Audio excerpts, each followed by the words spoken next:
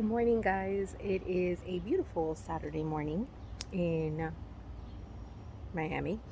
I am looking in the garden at all the chores that I have to do. It's a little overwhelming, but let me show you what we've done. Look at all those zucchinis that are coming in. Finally, the sweet potatoes are doing well. The banana tree's okay, and we're getting eggplants. Finally, the Brussels sprouts are starting to come in really well. Well, this tree's doing a lot better. These guys over here,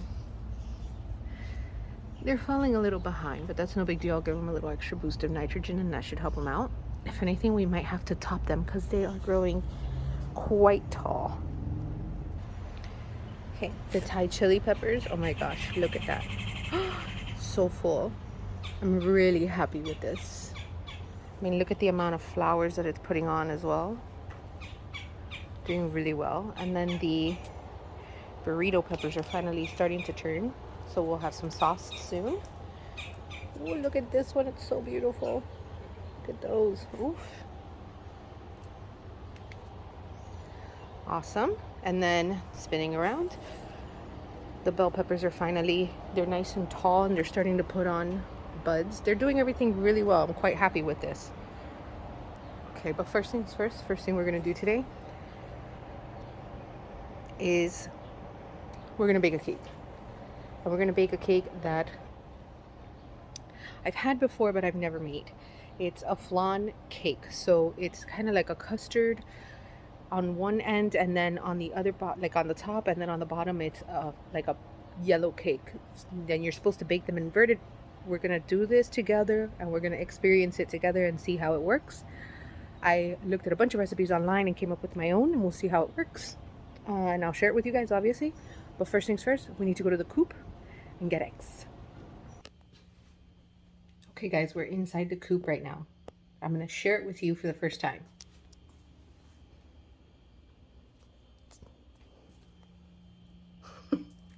This is our secondary refrigerator for like overstock of things. We're not allowed to have chicken coops in this area, guys.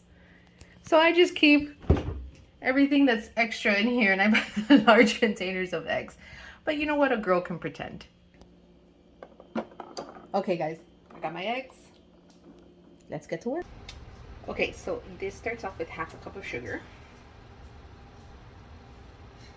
And then 3 tablespoons of water.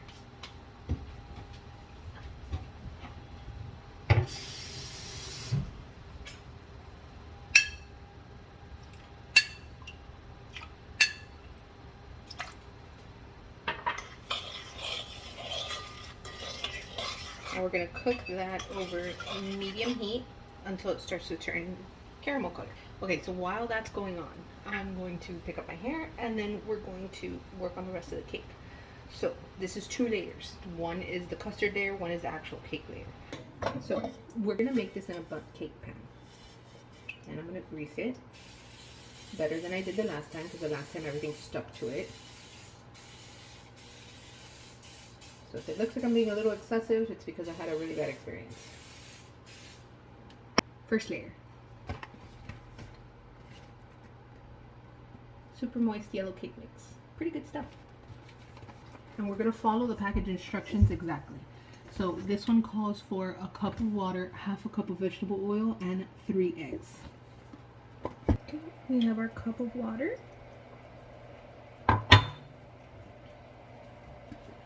Let's add half a cup of vegetable oil.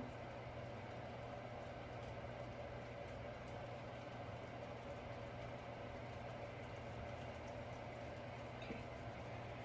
Perfect. 1 cup of water, half a cup of vegetable oil in. And then now I'll crack the eggs into this bowl, whisk them up, and then add them to the cake batter.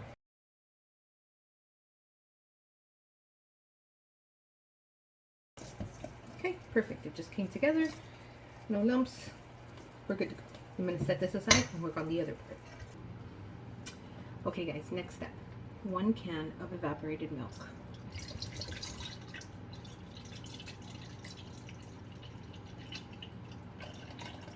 And this is a 12-ounce can.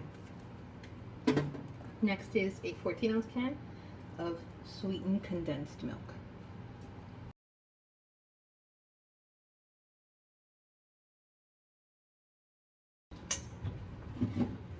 Okay, to this we're going to add 1 tablespoon of vanilla.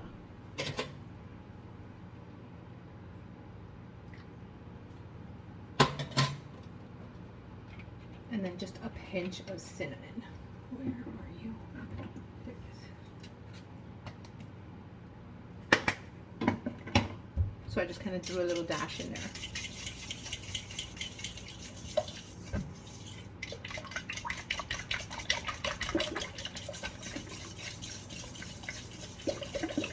You want to whisk this a lot. You don't want any clumps or any chunks of egg or anything like that. Everything needs to be fully incorporated.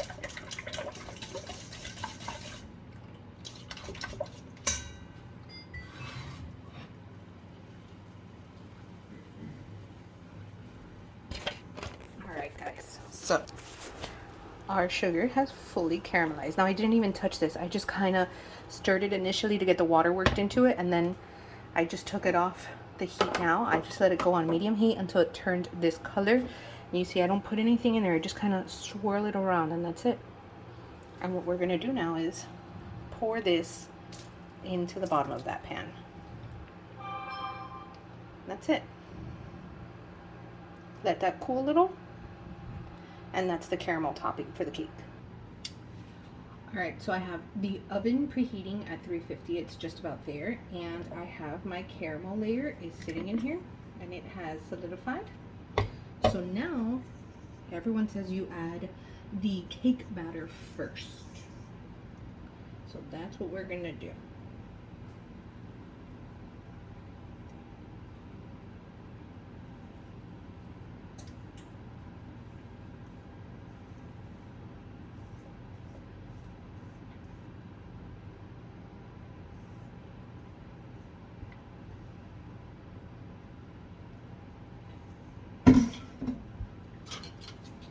Okay, and then next on top of that goes the custard layer.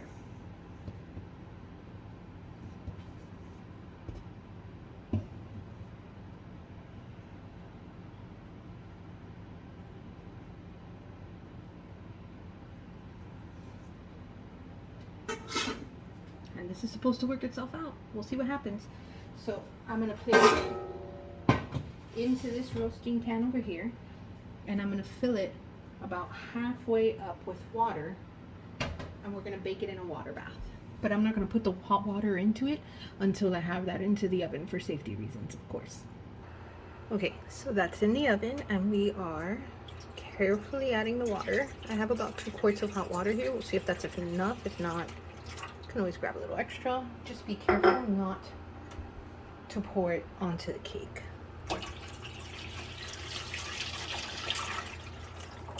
I think we could use one more. Okay, and that's the 3rd quart going in. Yeah, it's much better. About an inch and a half or so of water, and in it goes. Now this is going to bake for 1 hour, and then we're going to come back and check it. Okay guys, it's been an hour. Let's see what we got. Right, slow. Back. Back.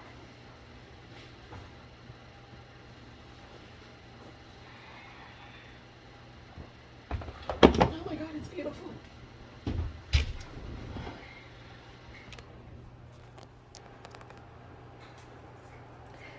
That's what we've got. So we're gonna wait about, I don't know, 10 minutes, and then I'll take it out of the water, and then we'll set it to cool for another like 20-30 minutes, and then we can flip it. Alright guys, there's a lot of background noise because everybody's awake, but let's see how our cake turned out. So let's flip this. Got a pretty plate. Let's flip it and let's find out. Hopefully it didn't stick like it did to me that one time.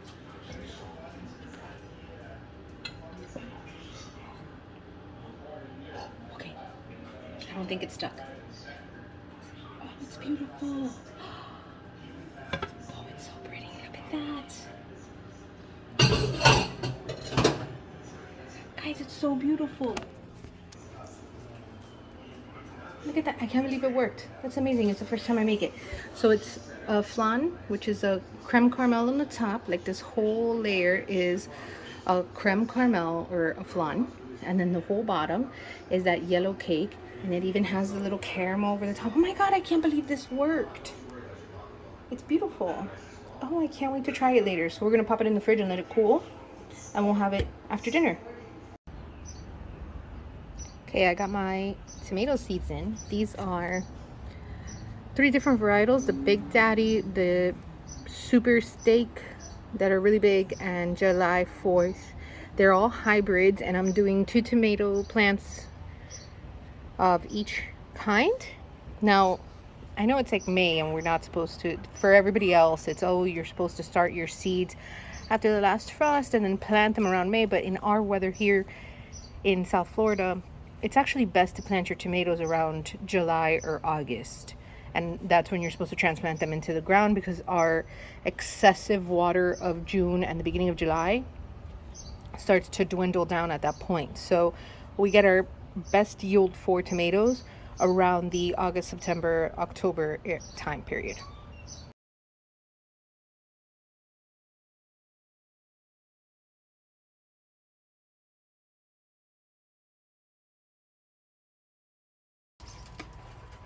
I also trim off any small zucchinis that they've been on there for a little bit. Maybe they weren't fertilized and they're not growing properly like that. That's no good. So I'm just going to take that off so that the tree is not trying to feed that.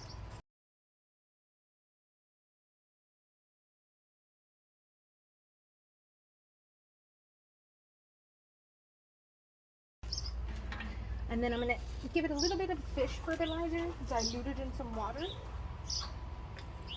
So just give it a little extra strength.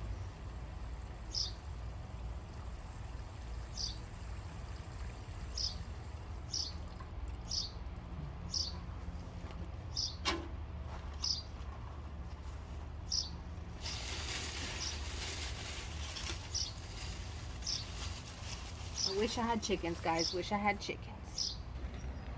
So I throw those out. I don't compost them in with the soil or anything like that, because they have powdery mildew on them and that will contaminate the rest of the soil. I don't want to do that.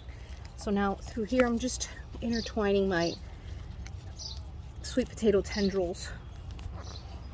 See, I just want to, because they'll go crazy all over the place and attach to my neighbor's fence, and they don't like that. So I keep them intertwined in these trellises like this, and they serve, once they start getting a little taller, as a little protection for the potatoes. Now I have to cover these as well, because you know, potatoes grow little by little. As they grow up, you have to go covering them with soil, and then this will help protect the potatoes from excess moisture, because potatoes don't like moisture. This guy's super healthy. So these are my Brussels sprout stalks. They are extra large, but if you notice, they're not putting on some very big Brussels sprouts. They're putting their strength into growing very, very tall, which is nice. I love it, but unfortunately, that's not what I need. Now this one is significantly shorter, but it's putting on some really, really nice Brussels sprouts. So this is gonna hurt me more than it's gonna hurt you. But I'm gonna cut the top off of this tree so it stops growing up. And what that's gonna do is force it now. I'm gonna give it some fish fertilizer, which is a high nitrogen fertilizer, and this is gonna force it to stop growing up and to put on heavy duty Brussels sprouts. I'm gonna do the same thing over here. Come in between these stalks, right there. Cut the top off. Oh, that was so painful. So see, I trimmed all of these leaves back. Now I just topped these trees, so I can't take off too many leaves, or else it won't be able to photosynthesize. It won't be able to receive its nutrients from the sun. So there they are, the little tiny sprouts. You can see them. They grow right there. And these trees, the sprouts, they're very tall, but the sprouts just haven't been growing. And here's the difference. Look at this one. Isn't that beautiful? Now this one's doing great. It's got a little bit more strength to her, so I'm going to leave the top on there and I'm not going to touch it, but I did trim back some of the trees. All right, guys, can you see what that is? Let me see if it'll focus properly here. Let me see.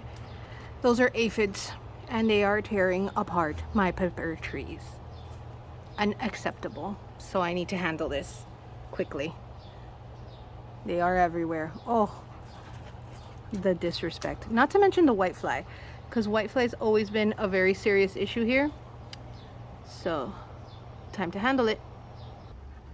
So, the issue with aphids and things like that when you're trying to grow organically, there's only like one legit way to get rid of them, and that's using neem oil. Now, we'll see how this works. I would really love to not use a pesticide for this, so we'll see. We're just going to spray it everywhere, particularly the bottom of the leaves.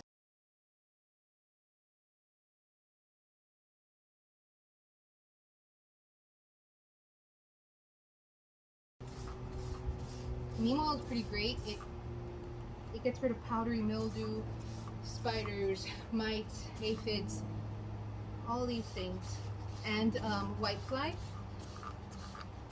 It's not so strong on the whitefly though. I really will tell you that from past experience. Whitefly is really hard to get rid of.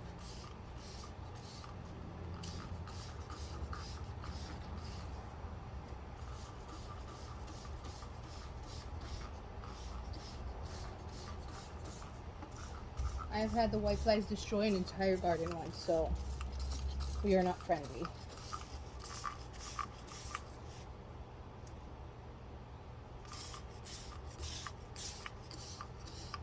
Now I'm doing this now because they're in the shade.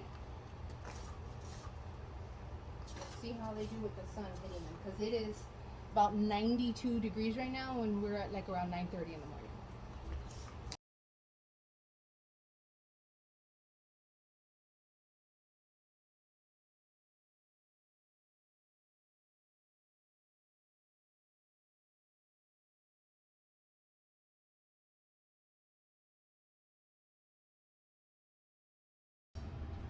Okay, so we are back inside from being outside all morning long. It is super hot outside, so we might as well take advantage and make some dinner. Today we're gonna make ropa vieja, which is literally translated into old clothes, and it is a very traditional meal amongst Cuban people. So it starts with a brisket flat, mostly. You can use other cuts of meat so long as your meat comes out stringy. Like, that's the whole allure of the dish, is the stringy meat. So this is what we got going on, guys. You see how it's nice and stringy? How you have all of that going on in there? That's what you want. You can use a skirt steak, although I wouldn't because it's so expensive. But I was able to get this at a discounted price on sale, and that's what we're going to use today. Okay guys, I cut the meat into smaller pieces because that was huge and there's no way it's going to fit into my pressure cooker. So I cut with the grain, not against it, because again, you want those long skinny strands of meat and you want it to pull apart. So I cut with the grain into 3 big pieces and put it into my pressure cooker. Into this, we're going to add beef bouillon. This is the brand that I've been using. It kind of comes in like a little packet, like a powder, instead of an actual like cube. And it works out pretty well. And then to this,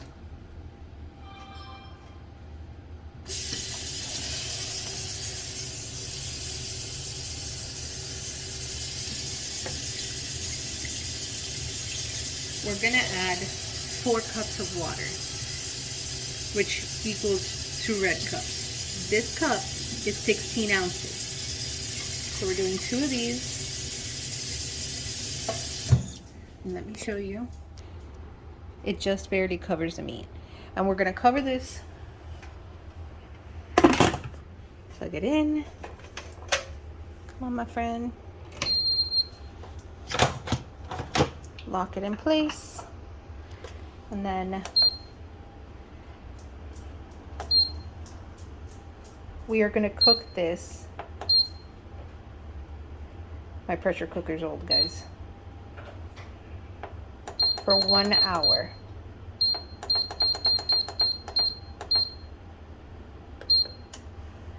And once that's done, it's going to beep. I'm going to release the steam.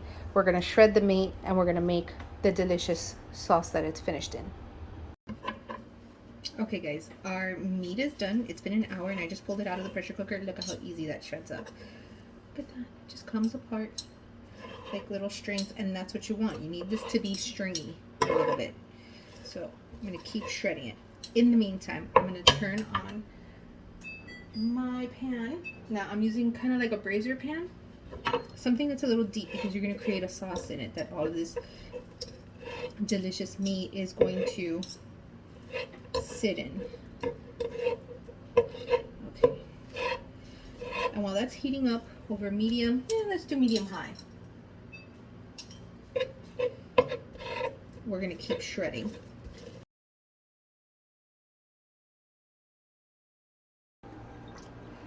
So to this pan, we're adding about 2 tablespoons of olive oil. I use an olive oil sunflower blend because it's the one I just like. And to that, I'm going to add 1 whole onion sliced and 1 whole bell pepper and a half sliced. We're just going to break that up and let them kind of soften in here. Just a little bit, maybe 5 or 6 minutes. Okay guys, so our vegetables are starting to soften up and become translucent. So to this I'm going to add 2 teaspoons of minced garlic.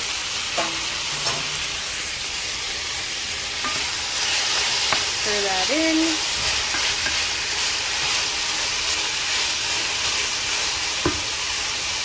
Oh yeah. And we're going to give that another couple of minutes, and then we're going to add all of our spices. Okay, so let's add some cumin.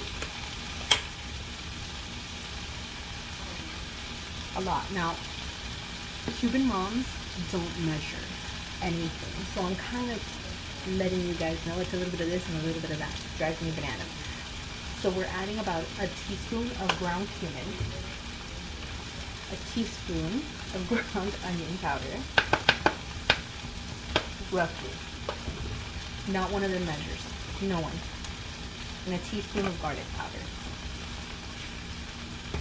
Then to that we're going to add about half a teaspoon of black pepper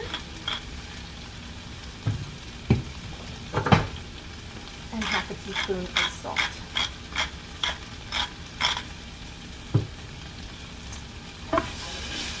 Mix that in.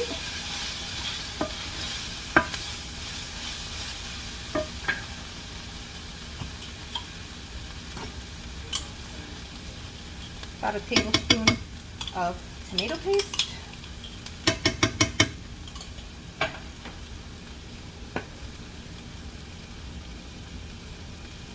And half of a teaspoon of oregano, dried oregano.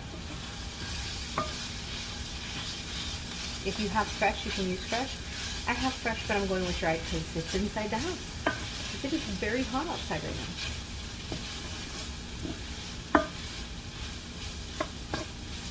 Cook this for another 30 seconds and then,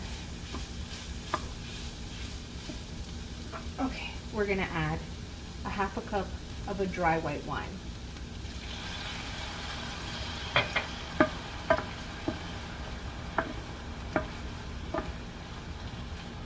Stir, stir, stir. And let that simmer for about a minute to reduce the wine. So now that this is reduced, we're going to add about half of a can of tomato sauce.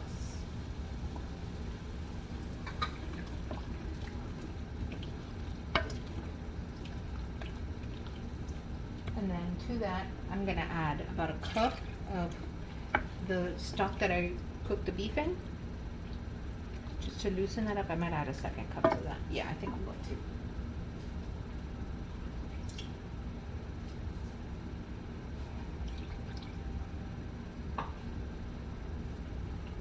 I just scoop it out of the pressure cooker. It's still there. I haven't cleaned it. It's still cooling, so it's still a hot stock.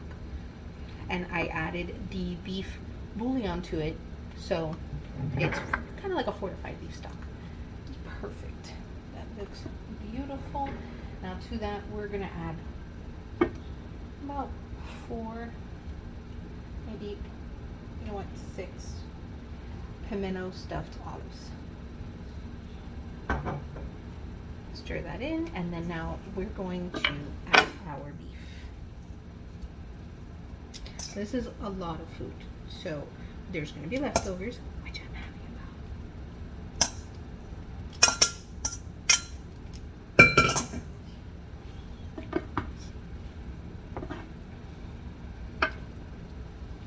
Okay, we're going to coat all of this in the sauce, cover it, and simmer it for about 15 to 20 minutes.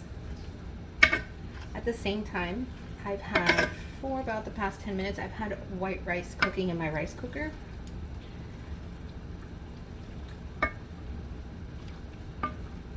And that's what we're gonna serve this with. I'm gonna add just a hair more broth, maybe another 2 or 3 cups. So 3 extra cups of broth, so a total of 5 cups of broth to this. Now that's going to reduce while this simmers. That's what we want right there.